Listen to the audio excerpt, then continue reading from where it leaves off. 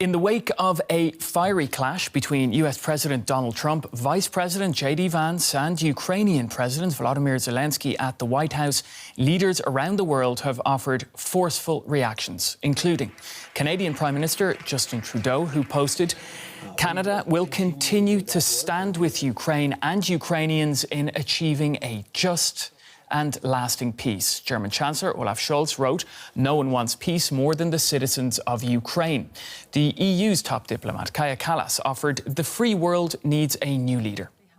Meanwhile, from Russia, former President Dmitry Medvedev called the verbal barrage a brutal dressing down in the Oval Office. So let's take a look now at how the confrontation between Trump, Vice President J.D. Vance and the Ukrainian President unfolded in Washington. What began as a polite meeting between U.S. President Trump and Ukraine's Volodymyr Zelenskyy quickly turned into an unprecedented exchange at the Oval Office. Your country is in big trouble. Can I Wait a answer? minute. No, you've done a lot of talking.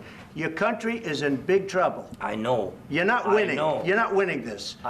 You have a damn good chance of coming out okay because of us. Mr. President, we are staying in our country, staying strong from the very beginning of the war. We've been alone, and we are thankful. I said thanks you haven't in been this alone. cabinet, you and haven't not been only alone. in this cabinet. We gave you, through this stupid you, president, $350 billion.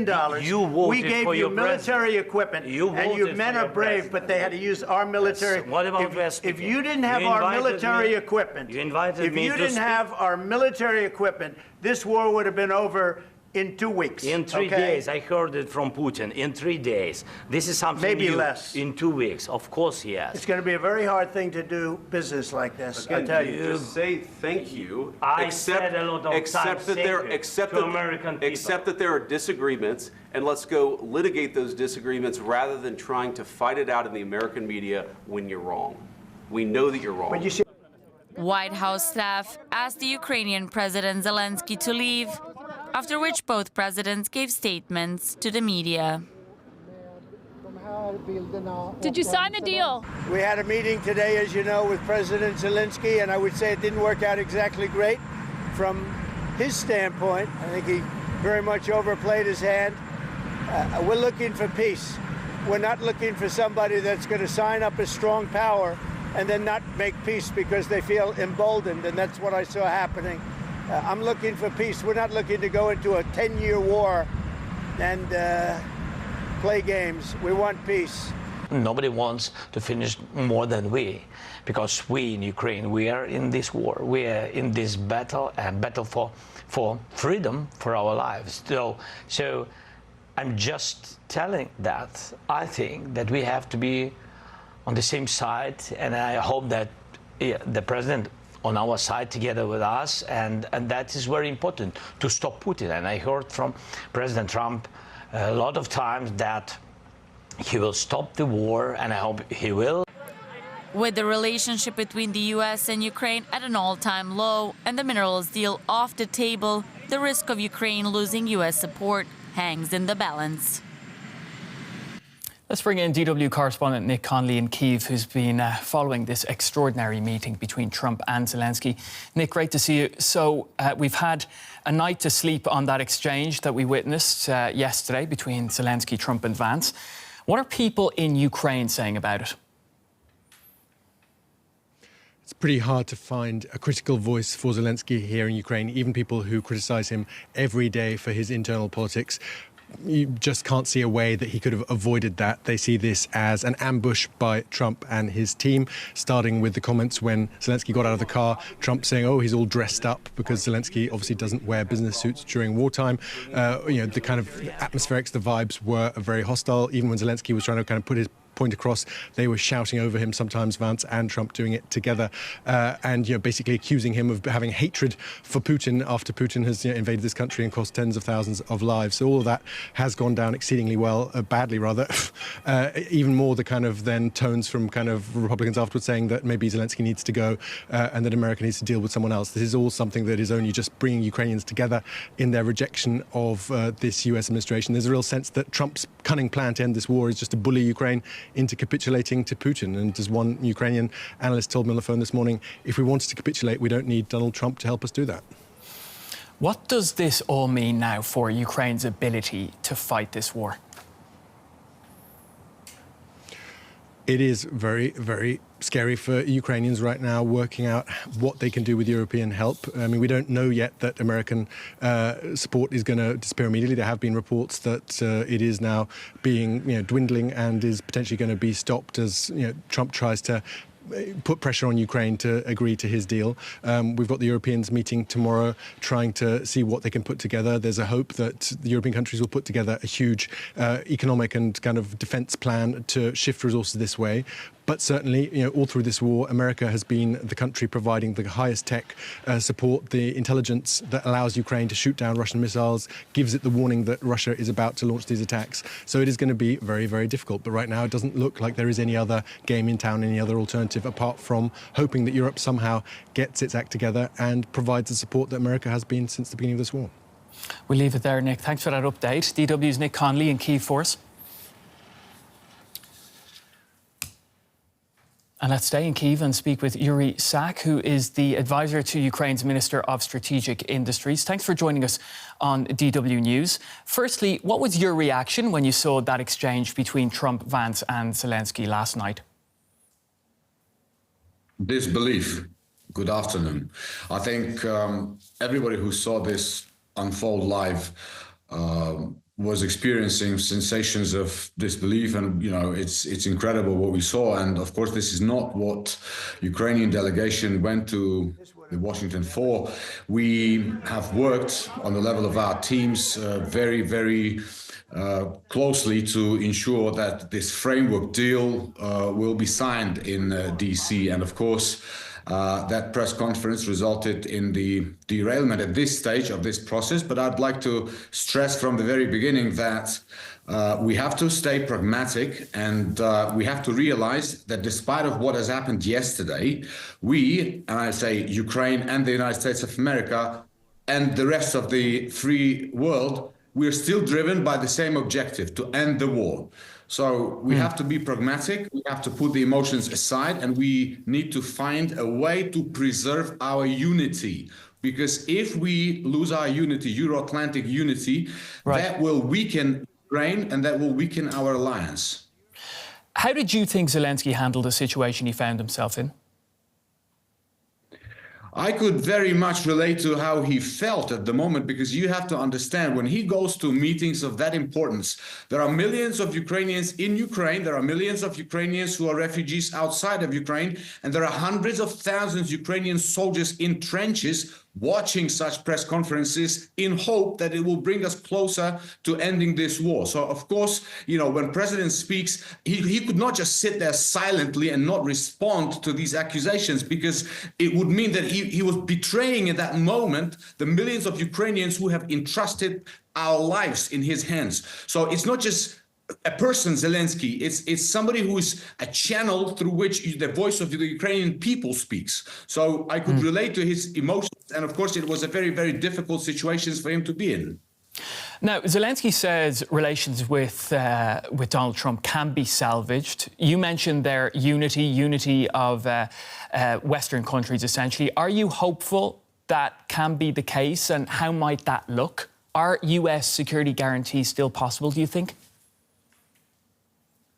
Donald Trump has said it many times that he wants to end the war. And he said it many times that he's one of the best deal makers in the world. So probably now, in these difficult situations, these skills will come in handy. On our side, we continue to look to the United States as to our strategic partner. We are, I will repeat, eternally grateful to the United States government, to President Donald Trump, to the US Congress, for the support that we have received so far. Look, yesterday after this happened, I had numerous phone calls from my close friends and relatives who have small children, and they were asking, what's going to happen now? Are we going to run out of Patriot missiles? Are our cities still going to be protected? So you can imagine that we take that very, very seriously. This is why, of course, we are hopeful. We hope we can put things aside and pragmatically move closer to ending the war through the negotiating process, through peace, through force. These are the words of Donald Trump.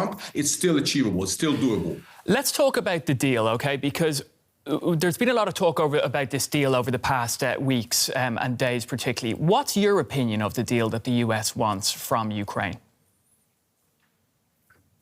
I think, well, I don't even have to guess what their opinion is, because they've said it very clearly. They want a partnership. They want to benefit from investments in the critical minerals and rare earth minerals deposits in Ukraine. But this is exactly what we told them. Look, for this deal to work on the economic side of things, we need security guarantees, because what is the point of investing in these projects if a week from that moment, a month or 6 months down the line, the Russians will reinvade? And we know that Russians will reinvade because, like our President Zelenskyy said yesterday, we have signed with them just in the last 10 years, 25 ceasefires, and they have broken each single one of them. We've had a Budapest memorandum that never worked. So for any deal on critical mineral resources or any other economic partnership to work, security guarantees must come first. This was the main point of contention. Ceasefire without security guarantees just will not work.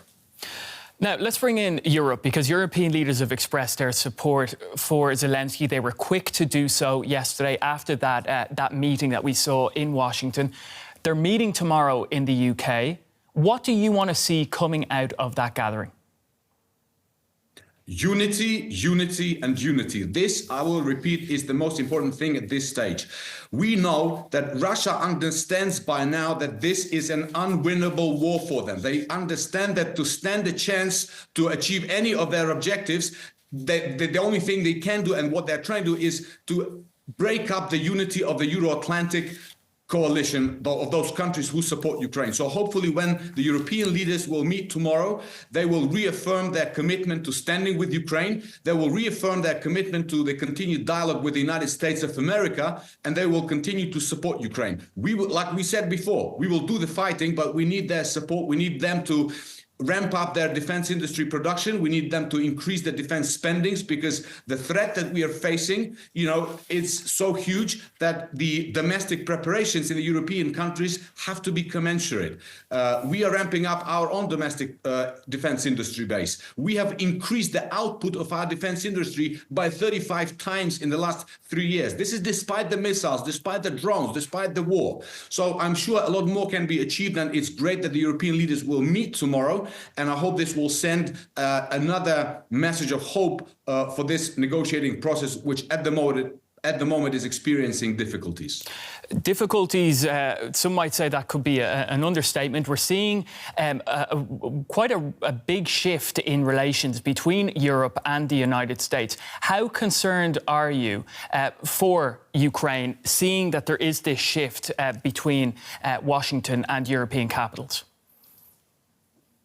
We are very concerned because, I will repeat, we know that this is exactly what Russia is banking on right now. They want the Europeans to have arguments with the United States of America. They want us to have arguments with the United States of America. But we just have to stay pragmatic. We must not allow Russia to benefit from this unity. We must show to Russia that this unity is still there, and this is why it was still an unwinnable war for them. So we just hope that, all the disagreements, we need to just look at those things that unite us, not at those that divide us. And I'm hoping that pragmatic approach will prevail and we will be fine.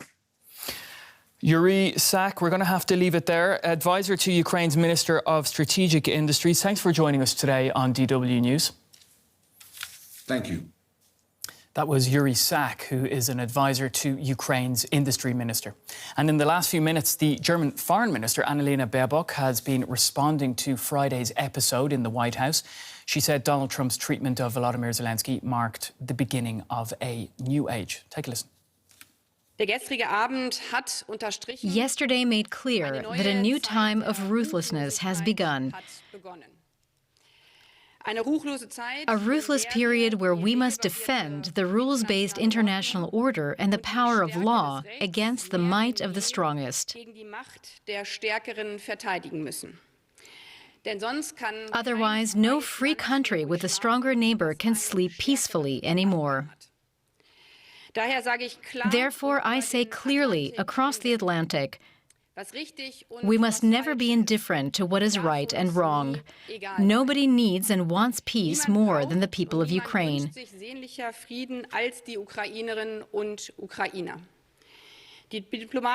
Of course, the diplomatic efforts of the United States are important. But peace must be just and lasting, and not just a pause before the next Russian attack. No one should therefore be mistaken about the enemy. He sits in the Kremlin, not in Kiev or Brussels. We can never accept a reversal of perpetrators and victims, because that is the opposite of security. Well, for some analysis, DW's chief political editor, Michaela Küfner, is here with me in studio. Michaela, what did you make of Baerbock's statement?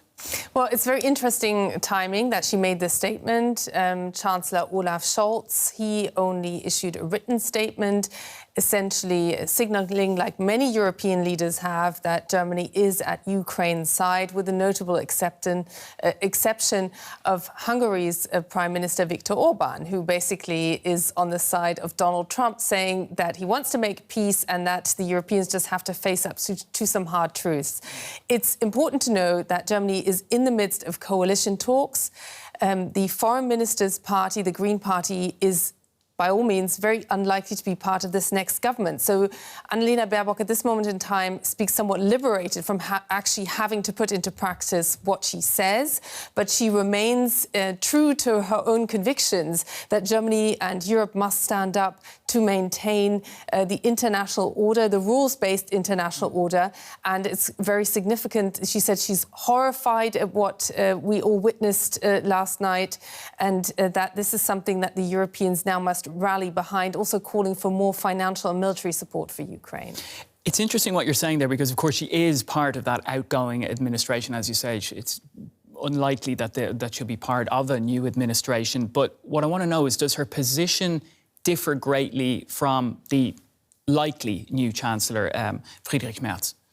Interestingly enough, she's closer to the position of the incoming Chancellor because she was in favour of delivering the Taurus weapons system. She then stopped talking about it, but she initially was. And that is this long-range missile system, which is state-of-the-art, that Olaf Scholz refused to deliver to Ukraine, always branding himself as the Chancellor of caution. Now, this time is over. It will be very interesting to see what comes from a Chancellor who knows he's only going to be in office for a couple of more weeks when we see this emergency meeting on Sunday. Annalena Baerbock is asking for a special European fund to get going, basically arming Europe up, making Europe also more independent of the United States. And there she very much sounds like Friedrich Merz, who said just after he was elected that he never thought that he would say something like that in a talk show, but that the Europeans now need to become independent. Let's look out for the concrete signs, and that means money on the table and firm agreements, not just the wording, actual agreements on arming up in Europe and creating more capacity. Of course, this is all happening, as we've been mentioning, just, what is it, a few days essentially since the elections here in Germany. We don't have this new government up and running yet. So how much of a problem is that, considering what we're seeing at the moment? It's a huge problem because these future coalition partners, the Conservatives surrounding Friedrich Merz, the likely incoming Chancellor, and the Social Democrats around Olaf Scholz, the outgoing Chancellor, are currently in negotiations with each other, and at the same time need to provide Europe with a united voice on what Germany will carry, particularly in terms of financial load in the future, because the Germans are one of the few European countries who can still take on a lot of debt and haven't hit that ceiling yet under EU requirements. So a lot rests on those people sitting down, talking national politics right now, to speak with a united voice and allow Europe to be able to act together. Hopefully we'll get that government soon. Now, the EU's top diplomat, Kallas, I want to just remind you of what she said, which is that the free world needs a new leader. Do you see Germany's next Chancellor in a position to take on that job? Well, she means the European Union. Friedrich Merz says it's his declared aim to provide that kind of leadership that he feels Germany hasn't provided in the past. He says, and I quote from his foreign policy speech, that he wants to turn Germany from a sleeping middle power into a leading middle power. But there's this huge obstacle of first having to make compromises with a future coalition partner. So Germany is still stuck at this moment in time. Interesting times. I was trying to think of another word, but we'll say interesting times. We'll leave it there. DW's chief political editor, Michaela Küfner, always great to have your analysis. All right, well, not long after the dust-up in the Oval Office, Volodymyr Zelenskyy flew back across the Atlantic to meet the British Prime Minister Keir Starmer in London. Other European leaders will be joining a summit in the British capital on Sunday to discuss security in the event of any ceasefire or peace agreement between Russia and Ukraine. Let's go to Brussels now and speak to DW's correspondent Teri Schultz. Teri, great to see you as always. Are we going to see Europe really stepping up a gear when it comes to its support for Ukraine? I think we are, Pablo. I mean, that was already happening, but what happened in the White House yesterday must have been a shock to the system of every European leader who was watching that. You know, there have been plenty of things we called wake-up calls before. Nothing can compare to this. So I think that they all moved very quickly to express their support for Ukraine, save Viktor Orban from Hungary and Slovakia's Robert Fico, who have expressed support for the Trump position. But they told President Zelenskyy, we are with you, be brave. And that's because Ukraine's security is indivisible from European security, and they know that. So I think we will see more urgency in aid packages, both from individual countries and, for example, one that's working its way through the EU right now. They would like to be able to announce that this week at a summit on March 6th. And that is more ammunition, more missiles, billions of euros in aid. They are working on ways to get around Hungarian and Slovakian blockades to be able to get that money through as fast as possible. On the NATO side as well, I think that you'll see more efforts to use the mechanisms that have been set up inside NATO. In fact, in some cases, just to avoid a situation where the U.S. pulls back its support in order to ensure that the aid that's been promised to Ukraine gets there. You'll see, I think, more urgency in both of these mechanisms that are headquartered here in Brussels.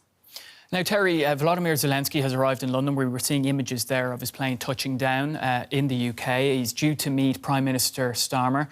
Are European leaders essentially focusing on their own efforts and reconsidering their relations with the United States?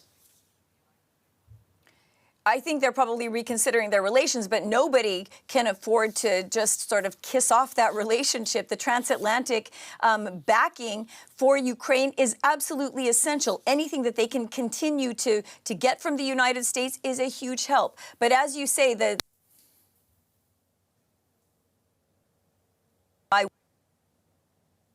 Starmer, of course, would like to see himself as still able to keep U.S. ties somehow intact. He called President Trump and President Zelenskyy yesterday after the incident. And of course, he will be sharing with other European leaders what he learned there. They can't afford to presume that this relationship is not repairable. You've heard President Zelenskyy himself say that it is. And of course, inside NATO, you've still got the United States for now. And I think that they will be very much hoping that they can keep the United States as a supporting member inside NATO, even with this complete rupture of ties for the moment with Ukraine, Pablo.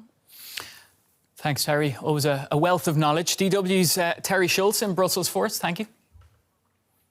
Thank you. Let's bring in our correspondents, Birgitte Maas in London and Nick Connolly in Kyiv. Birgitte, are you there with us? I'm with you, yes. You are. Okay, so let's continue this as we wade through the technical difficulties here, the vagaries of live television. Birgitte, we are expecting Zelenskyy to arrive at Downing Street shortly. I wonder whether Prime Minister Keir Starmer's main objective in this meeting has changed at all after the events in the White House. It's made his interventions even more urgent. That's how I would actually put it. So we know that Keir Starmer wanted all along to act as a bridge between the US and the EU and Europe, but now he might have to act also as a bridge between President Zelenskyy and President Trump, or the Team Trump. We know that he really wants to keep President Trump. He wants to keep the US on the sides. He made phone calls to both of them, to President Zelenskyy, and also he's spoken with President Trump. Follows, of course, the meeting that he had in Washington, and that went very well, where he really reiterated the close ties between the UK and the US, and implying that there is also a responsibility. So now he will most urgently want to rekindle the relationship between Europe, Ukraine, and the US. Nick, after yesterday's clash with the U.S. president, what's Zelenskyy hoping to achieve in London, both today and tomorrow? Well, I think the aim there in London is to see what the Europeans can do if the Americans switch off, basically end aid. There have been already briefings in some US papers that in response to this meeting, the Trump team is going to really put on full pressure and, stop aid that was already agreed that was on its way to Ukraine. So there's, I guess, a real kind of desperate need now to find out what, in terms of military equipment, in terms of intelligence sharing, the Europeans can provide that they haven't so far done. Obviously, the story of this war has been that America focused on military aid and the Europeans gave more humanitarian, financial, and also military aid, but often less technically complicated stuff than the Americans were able to. So it is going to be a real question of what the Europeans can do if we do end up seeing this bust up and Trump, putting on full pressure. But there is, when you talk to people here in Ukraine, there is pretty much universal support for Zelenskyy. People say, what else could he have done? Could he have shown weakness? Could he have, agreed with Trump somehow?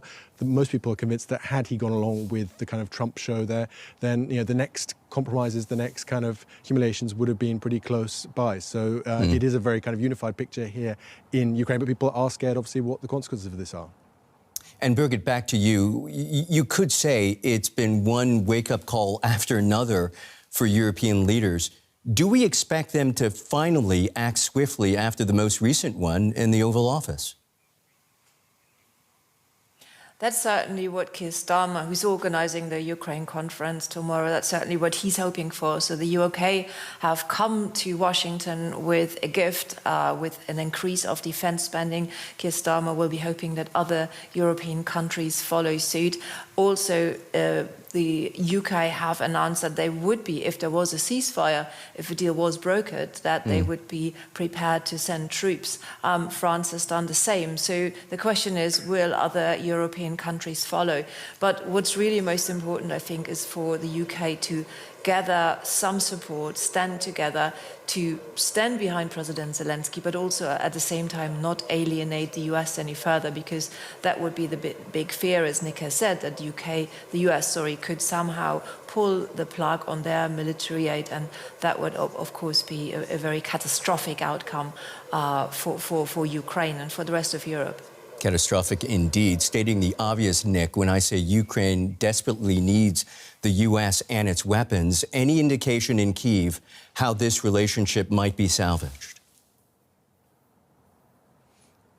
I think, I'm sorry, I'm having a bit of problems hearing you well, Michael, but if I understood the question rightly, in terms of how to kind of rescue this situation, I think it is a bit too early right now. I think people here have, seen with great kind of happiness all the kind of message of solidarity from other European leaders, that support coming in pretty soon. The fact that we have read reports that Zelenskyy is also to meet the King in the UK tomorrow, kind of just, underlining that kind of European commitment to Ukraine. How they're going to do it, we've seen Zelenskyy refusing to apologise in his Fox interview yesterday. People here in Ukraine don't see that he did anything wrong. He didn't raise his voice. He just stated the Ukrainian position and was told that that was rude and disrespectful. So I think we've seen Ukraine playing hardball over the minerals deal, not agreeing to the first draft that the Trump team presented. So I think they are going to, in the kind of content in terms of the actual nuts and bolts, stay firm. But maybe they are going to try and reconnect somehow and hope that they can get Trump back. Nick Connolly in Kyiv and Birgitte Maas in London. Many, many thanks to you both.